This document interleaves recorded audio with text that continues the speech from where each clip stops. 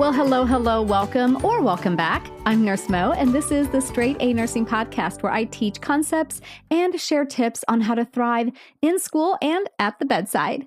So today I have a really exciting special episode for you. We're going to be talking about travel nursing, because I know a lot of students are thinking about that as part of their future career path, or maybe if you're a nurse and you're looking to switch things up a little bit, maybe travel nursing is for you.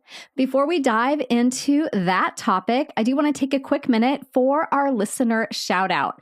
And this one, I hope I say your name right, is going out to Chaya, who says, I have been listening to your podcast since the beginning of my fundamentals semester, every chance I get.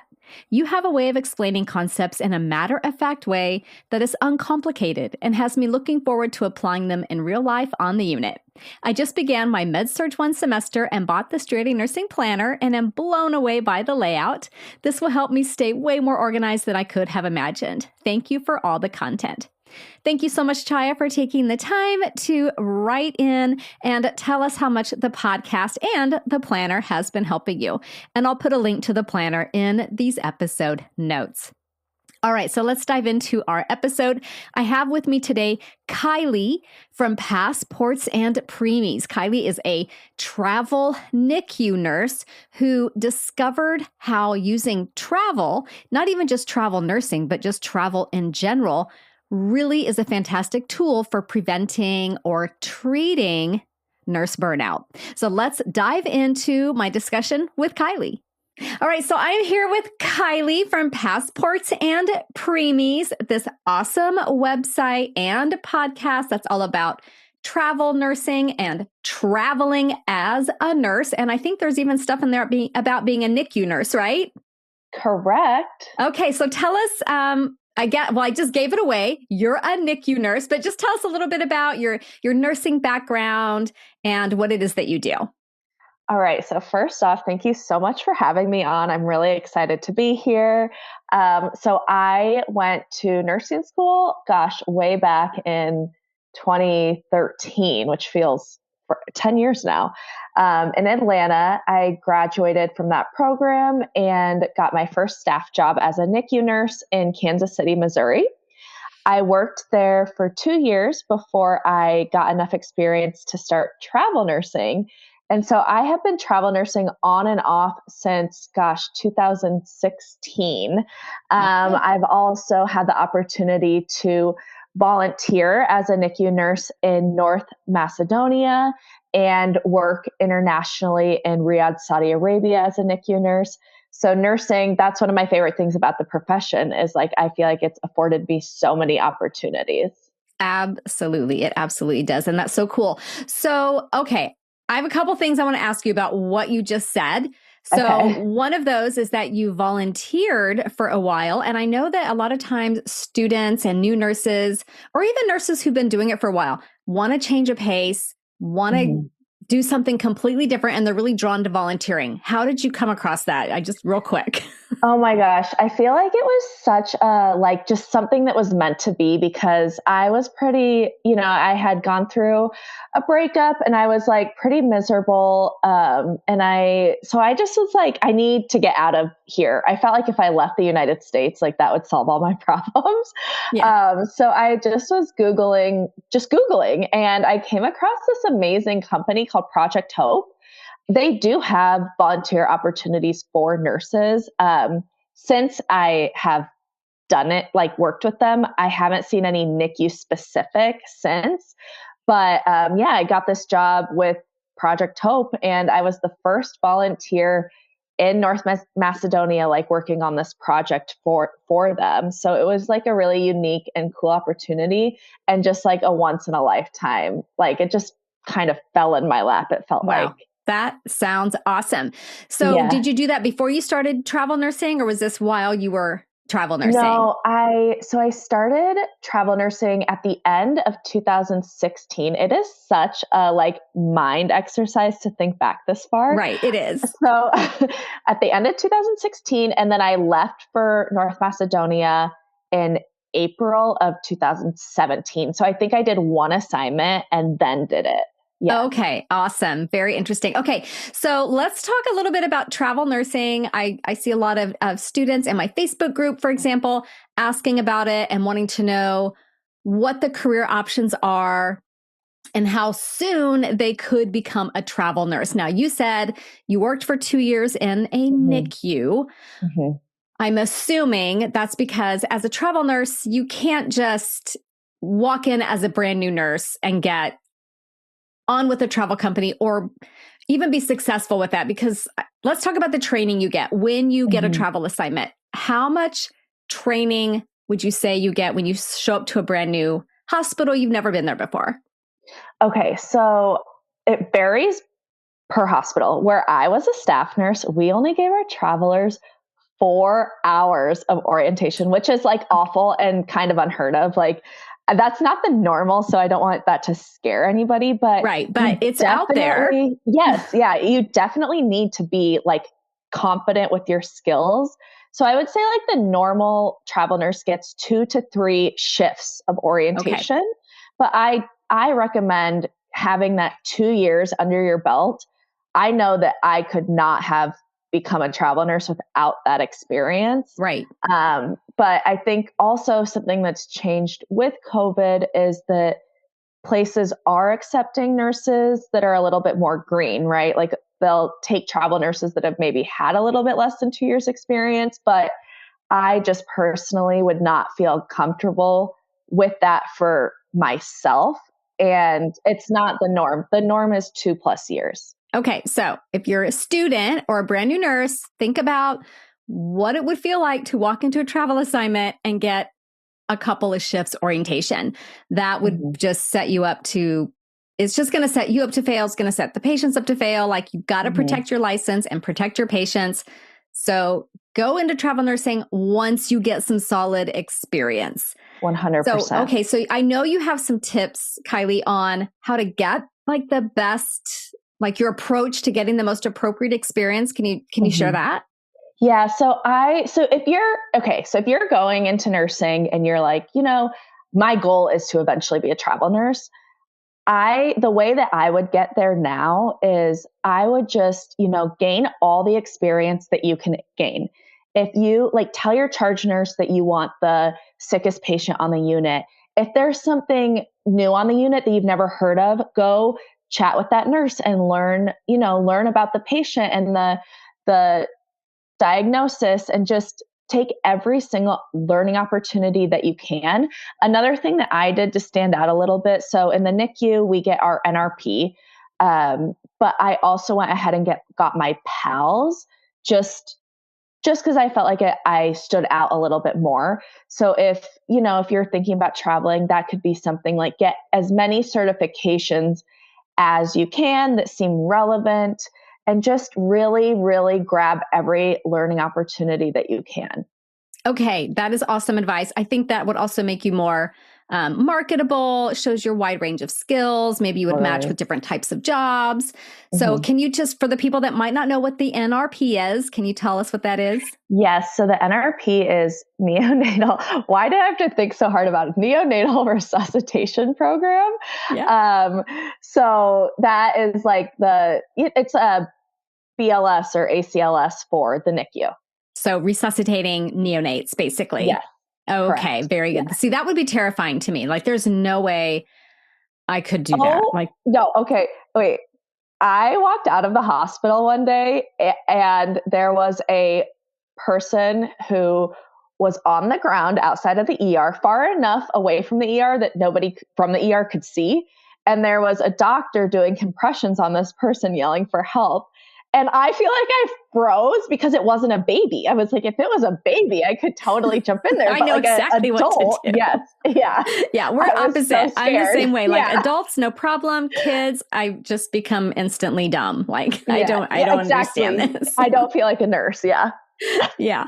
Okay. So, so travel nursing, get a couple years experience, get the most varied amount of experience that you can, especially as sick as you can, different disease conditions, different pieces of equipment, just what have you, just learn as much as possible. Okay. That is a great tip. I have one more to add. I would also say, as much as it isn't great to float, because you probably like where you're at, if you can get a little bit of experience floating, that will always help you in the long run. Okay, So I think that's a try great to tip. think of it, in like a positive mindset versus like, oh, I have to go float again. So, well, you know what? Travel nursing is like the ultimate float assignment. it really You're just is floating to a different That's a great city. way to put it. Yeah. Yeah. You're not going to know anybody. You're not going to know where anything is. You're not going to know the door codes. You're not going to know which doctors to call, but you're going to figure it out. Yeah. Okay.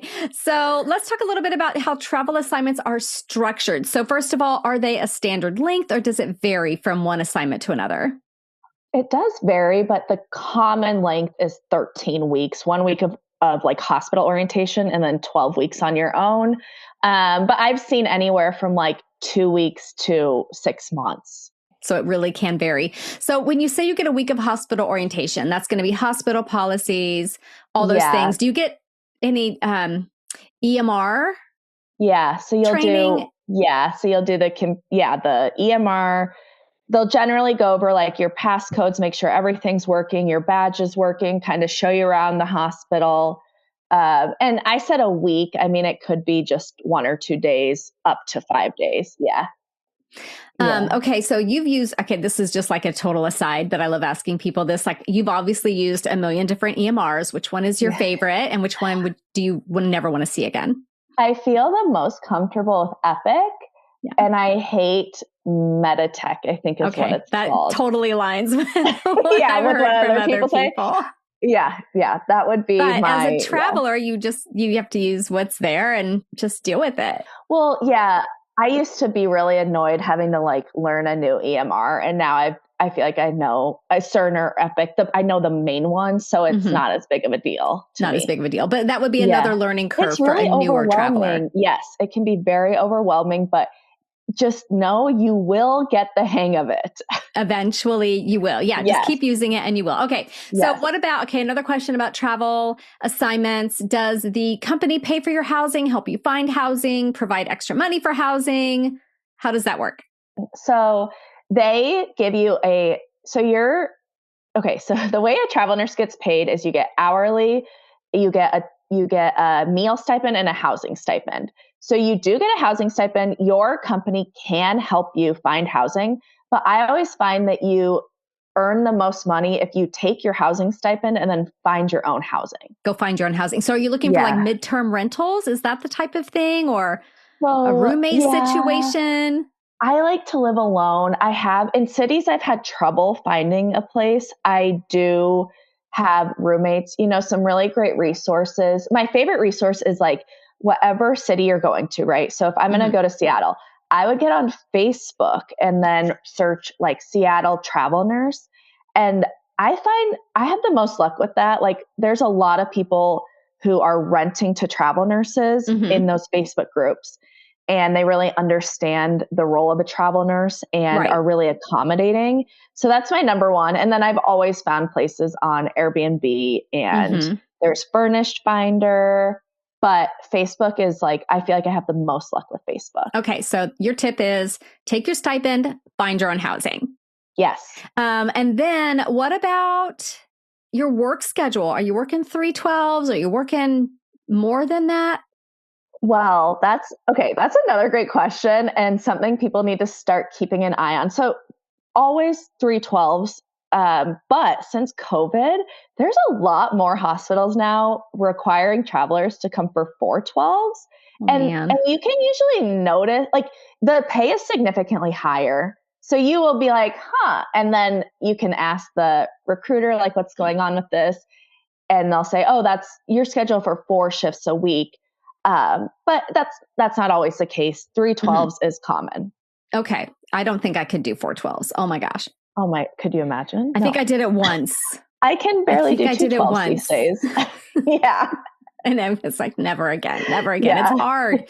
Yeah. Okay. And then let's talk about how you structure your travel nursing assignments. Do you go to a city and do your 13 weeks and then immediately go to another one? Or do you take breaks in between? How does that go?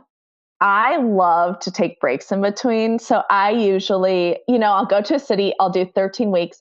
Sometimes I will, you don't always have to extend another 13 weeks. Sometimes, so the hospital, okay, let me back up. The hospital, so during your 13 weeks, usually the hospital will come to you about halfway through and say, we'd like you to stay, or there's not a need anymore after you're done. So that's when you can decide, do I want to sign another 13 weeks? I never do that. I always say, okay, I'd like to come on for another 5 weeks. Is that possible? And then they say yes. And then I like to take my break. I rarely work over 13 to 20 weeks without taking a break in between. Some people, you can stay in a city for up to a year. So I know a lot of travelers that will go for an entire year and then they'll take a break. It's really, that's the great thing about travel nursing is you can design your own life. Yeah, totally. Go wherever you want, work whenever you want. Exactly. Do you get a choice between day and night shift or a preference? Oh gosh. You can, so when you match with a recruiter, they will ask you, what do you prefer? That doesn't mean it's guaranteed, but you do not have to take a shift you don't want. So if you love the day shift, you do not have to work a night shift. So you'll know ahead of time. You will know ahead of time. I unfortunately had one recruiter in my 6+ years of travel nursing switch it on me, but I just refused and she switched it back. And that's the recruiter you don't want to work with again. Yeah. And you've got to be able to stand up for yourself. 100%. Yes. I'm trying to think if there's any other basic questions about travel nursing. Okay. Let me ask you this. What has been your favorite city to work in as a travel nurse? 2 answers for sure. Seattle, I love the city of Seattle. It's amazing. Washington treats nurses very well in my experience, the Seattle area. They have great hospitals there. There's a ton of travel nurses in Seattle and so many, opportunities to meet other people. And then, but I also have to give a shout out to Santa Barbara because I was living on the beach. It was such a unique experience. So that one will always be near and dear to my heart as well. Those both sound awesome. I have been to both places and they're both amazing. Yes, they are. Okay. What about any cautionary tales? All right. You guys, never ignore your gut feeling. I was scammed out of nearly $5,000 when I took an assignment in Phoenix, Arizona. So I connected with this guy, Ron, on Zillow, which I'd never used before and I'll never use since. And there was a lot of red flags that I ignored. And basically I show up to this apartment that I'm supposed to be renting from him. And it wasn't as shown in the pictures. It wasn't bad, but it just was different. And he asked for all cash up front. And don't do that, you guys. I agreed and I gave him this cash. I think it was $4,600. And when he left, I realized that the Wi-Fi wasn't working. So I contacted him and I was like, listen, I remember I specifically asked for the Wi-Fi. I said, this was part of the deal. It's not working. And he was got really sassy and was like, you might just find one day if you come home after your shift that I've changed the locks on you. Wow. And I know I started crying. I went outside, I started crying and his neighbors came over and they were like, oh, are you renting from Ron the Con? So I went back to Nebraska because I was really overwhelmed just for a couple of days. And when I came back, he had changed the lock to the apartment and he was inside with all my stuff. God. With all your stuff. Yeah. I filed a police report and everything, but there was nothing that could be done. So I just had to chalk it up as the most expensive place I've ever stayed in my life. One night, $5,000. Yeah. So I'm assuming you found a place to stay. You finished out your contract. Yeah, it was fine. It was fine, but it was not a great situation. So that's cautionary tale. Don't rent from a scam artist. Don't give cash up front. And if you feel any spidey sense that something is off, very well it could be off. So trust your gut. Okay. That is awesome. What do you take into consideration when you're evaluating an assignment that your recruiter comes to you with? So here's the cool thing about traveling, right? It's there has to be a need from the hospital and a want. You have to want to go there. So usually you are the one telling your recruiter, these are the cities I'm interested in. I personally I don't have a car, so I like somewhere that has good public transport. Mm-hmm. I can walk. I love to be in a city. I'm not necessarily a rural gal. Right. Mm-hmm. But I had one time my recruiter came to me, the Arizona job, which I actually loved despite Ron. And she said, listen, I know we've had trouble finding you an assignment that you have wanted, but all of my travelers that go here love it. Like, will you give it a shot? So I think you should, try to be as open as you can. Of course, you don't have to go anywhere you don't want to go. But sometimes your recruit, I mean, they've probably done this a lot longer than you have and worked with so many people. Just listen to their advice, Right.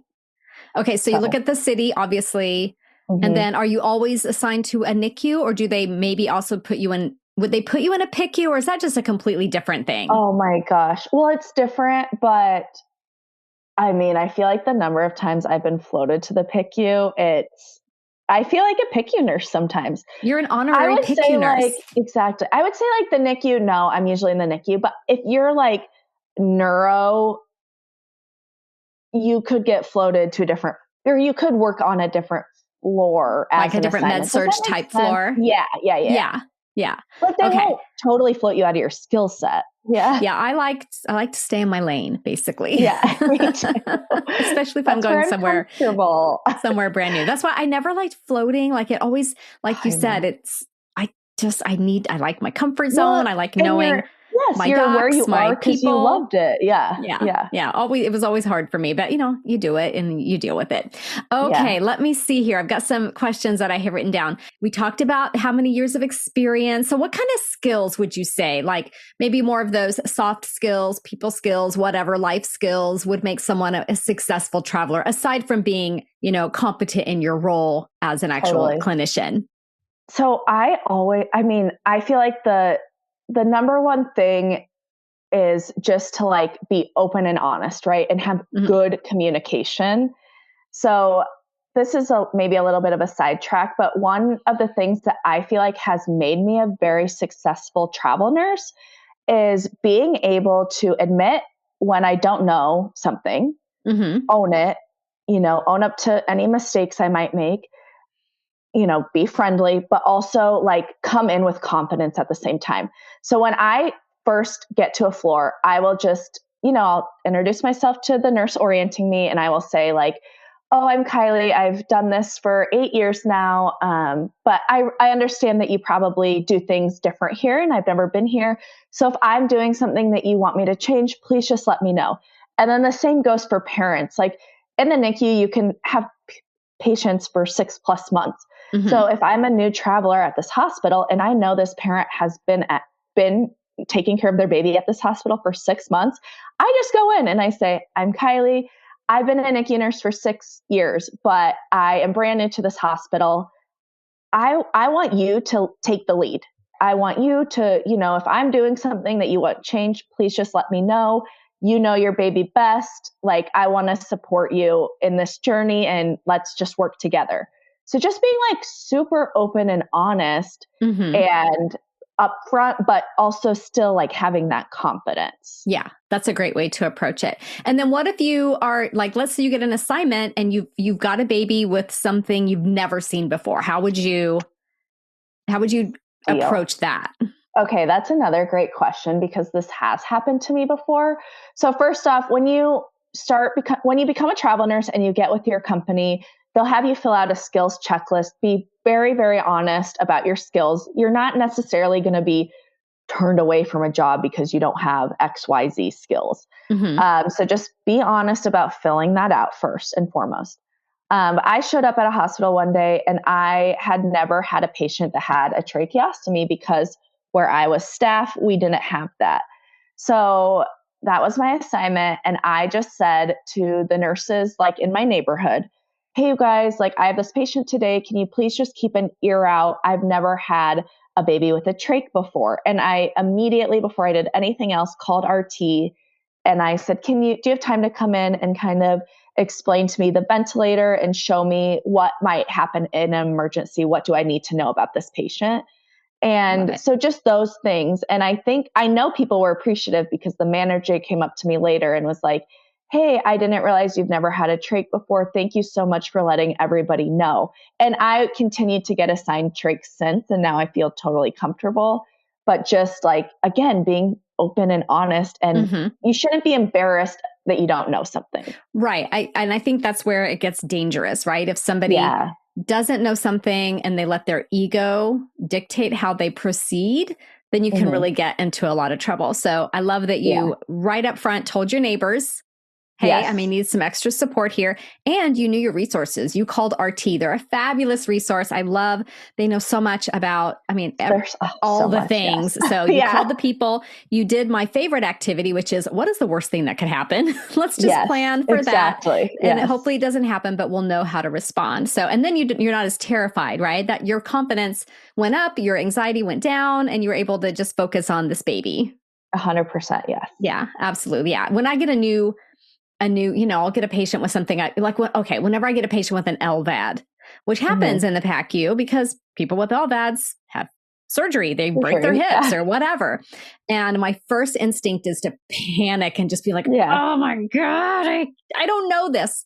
Yeah. I know what I'm supposed to do. It's just my first inkling is to get upset and fearful. Yeah. And like you said, just like know your resources. Like, exactly. Yeah. When I get toolbox. Yeah. When I get that LVAD patient, the LVAD nurse comes with, I always say, okay, here's the worst things that could happen. What do I do with this? They tell me and they give me their number and then everything is fine. But it's just that fear of the unknown, I guess, that always comes in.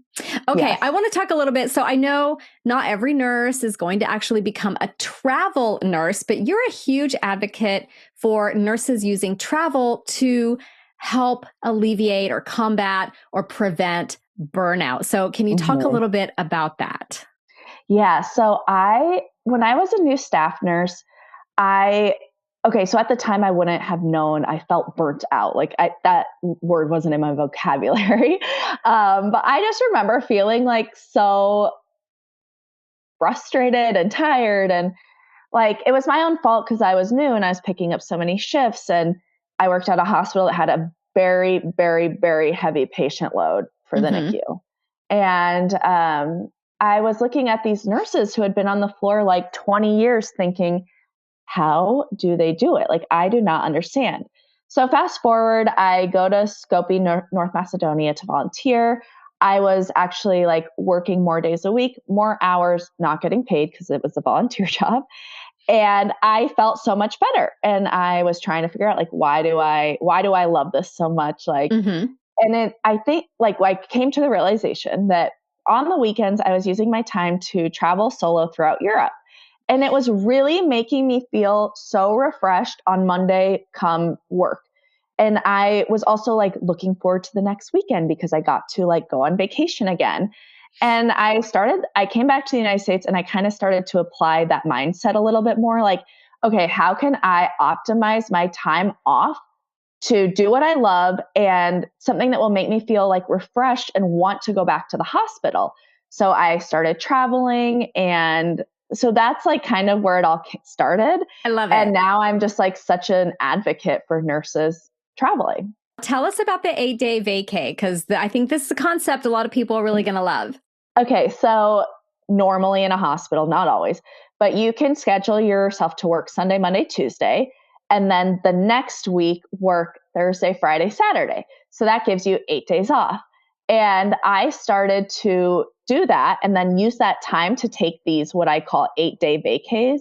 So my favorite one was I got off of work and I got on a plane to go to Paris, and I spent, 8 days in Paris before I came back and went back to work. Wow. And I've done it in the United States. And so, yeah, it's not limited to Paris, but it just, gosh, it's such a good way to like, if you don't have any PTO, right? You to can take still advantage of your time, and see the world. And what other job can you do that? There's not very many jobs where you can take 8 days off without having to take any PTO.